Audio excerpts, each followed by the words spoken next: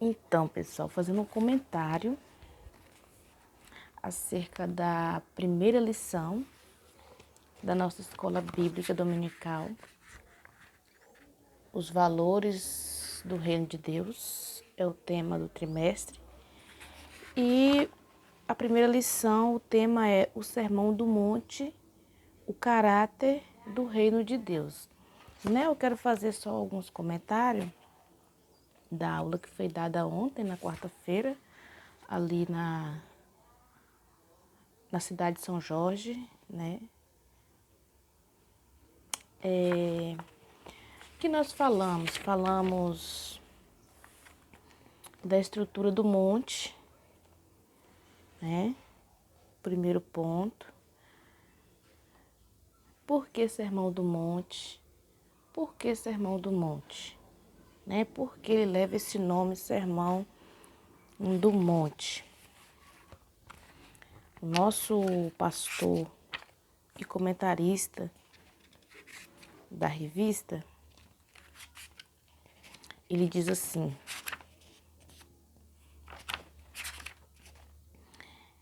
Mateus 5 ao 7, ou seja, Mateus capítulo 5 até o capítulo 7, é chamado de Sermão do Monte, porque foi proferido por Jesus sobre um monte perto de Cafarnaum.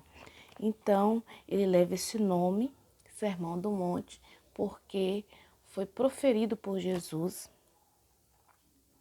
em cima do monte.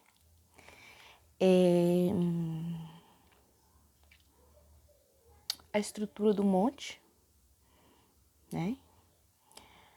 Ela está narrada, fundamentada em Mateus capítulo 1, versículo 4 ao versículo 16, que fala da realeza de Jesus, né? Fala da genealogia de Jesus. O desdobramento dessa estrutura está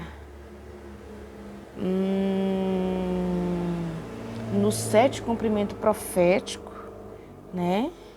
Aí, o Emanuel, nascimento de Belém, o chamado do Egito, o choro de Raquel, chamado de Nazareno, João Batista, voz que clama no deserto, uma grande luz, né?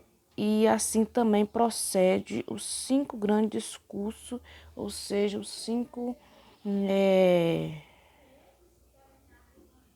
títulos do sermão, né? Que é as bem-aventuranças, sal da terra e luz, sal e luz, o cumprimento, Jesus e o cumprimento da lei, os atos de justiça, declaração de sabedoria. Então, assim, está a estrutura do monte.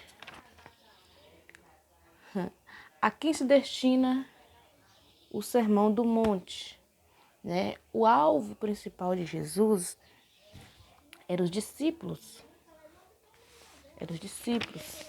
Mas nós vemos que não só os discípulos ouviram o Sermão do Monte. E se nós analisarmos bem, no final do Sermão do Monte, nós vamos entender que o Sermão do Monte ele foi destinado aos discípulos, ou seja, aos salvos, aos não salvos e os que fingem ser salvos. Eu vou dar a base, né, bíblica. Os salvos, Mateus, capítulo 7, versículo 24 e 25. É a base para que o Sermão do Monte foi dirigido aos salvos. Aos não salvos, Mateus, capítulo 7, versículo 26 e 27. E inclui também os que fingem ser salvos. Mateus, capítulo 7, versículo 21 ao 23. Então, ou seja, o Sermão do Monte tinha o alvo, Jesus tinha o alvo com os discípulos, mas toda a multidão se ouviu o Sermão do Monte. Deixa eu ver o que mais que nós falamos.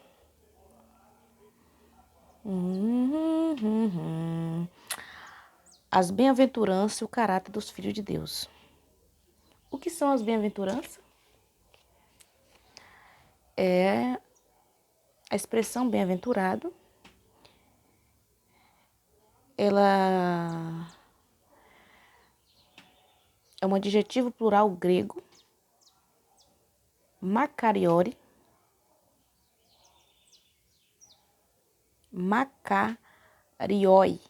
que significa felizes.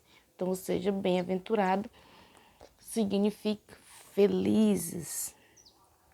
E comentamos que essa felicidade não é uma felicidade somente no futuro, mas uma felicidade presente e uma felicidade futura.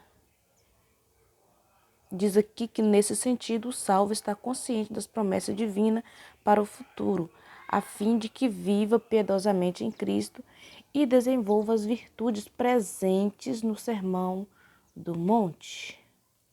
E essa felicidade ou essas bem-aventuranças são resultado da felicidade do crente a Deus em qualquer circunstância. Em qualquer circunstância, porque a sua e a minha felicidade, ela está no Senhor. Ela não está nos bens materiais, ela não está na finança, ela está no Senhor. Filipenses capítulo 4, versículo 4, Paulo ele diz assim: regozijai-vos no Senhor. Outra vez vos digo, regozijai-vos. Então, ou seja, não regozijai-vos na finança, não regozijai-vos na família, não regozijai-vos no homem, não regozijai-vos nos bens materiais, mas Paulo disse, regozijai-vos no Senhor. Outra vez vos digo, ou seja, reafirmando o que ele diz, outra vez vos digo, regozijai-vos no Senhor. O reino de Deus, o seu caráter, né? Que é o reino de Deus. Falei também o que é o reino de Deus. É o domínio de Deus, o governo de Deus, né? Disse também que quando a gente não aceitou Jesus, estamos debaixo de um governo de Satanás, ou seja, um governo, como que eu posso dizer, do maligno, né? A Bíblia diz que o mundo jaz no maligno. Então, quando nós não estamos debaixo do governo de Deus, nós estamos debaixo do governo do inimigo. Quando nós não aceitamos a Jesus, nós estamos sendo dominados pelo inimigo. Então, ou seja, quando nós aceitamos a Jesus, nós saímos debaixo do reino do inimigo e passamos a estar debaixo do reino de Deus. Saímos debaixo do domínio do inimigo e estamos debaixo do domínio de Deus. Então, uma das características, que cita 4 características do reino de Deus. A primeira é o reino de Deus no coração. Lucas capítulo 17, versículo 21, onde ele diz assim, ei-lo aqui, ei-lo ali, mas o reino de Deus está entre vós. Né?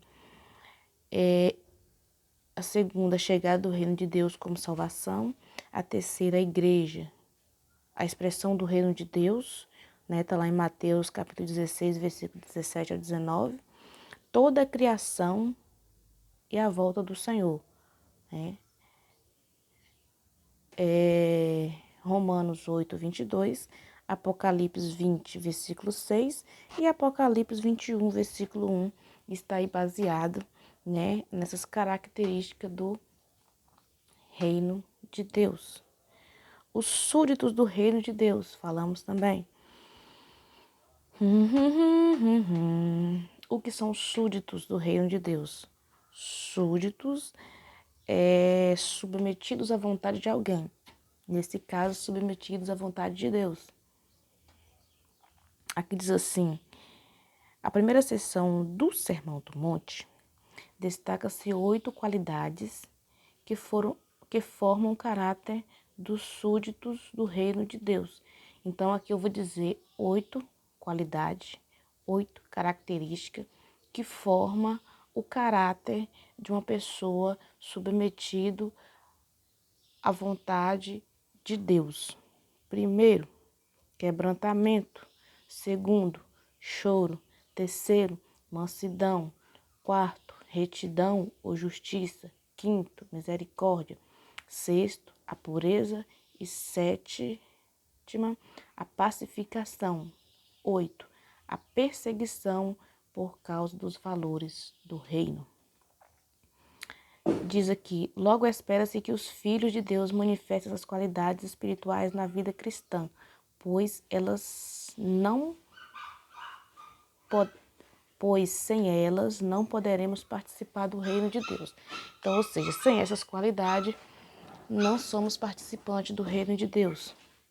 Aí diz, portanto, ao praticar essas qualidades do reino, seremos chamados bem-aventurados, ou seja, felizes. Isto é verdadeiramente felizes. Então, ou seja, todos que têm essas 8 qualidades são chamados felizes ou bem-aventurados. E terceiro e último ponto diz acerca da beatitude. Somos bem-aventurados. A beatitude na vida dos salvos. Salvos em Cristo, o seguidor de Jesus vive a beatitude. O que é a beatitude? Isso ocorre porque o discípulo de Jesus desfruta do favor de Deus, e manifesta atitudes que mostram coerência com a ética do reino de Deus. Qual é a ética do reino de Deus? Humildade, mansidão, retidão, misericórdia, pureza, pacificação, disposição para perdoar. Base bíblica, Mateus, capítulo 5, versículo 1 ao versículo 12. É possível todo crente agir por meio dessas atitudes, pois quem passou pela experiência da salvação é transformado interiormente pela palavra de Deus. Hebreus capítulo 4, versículo 12. O segundo e último item diz assim, a prova que o cristão é bem-aventurado. Eu vou ler só o finalzinho, diz assim,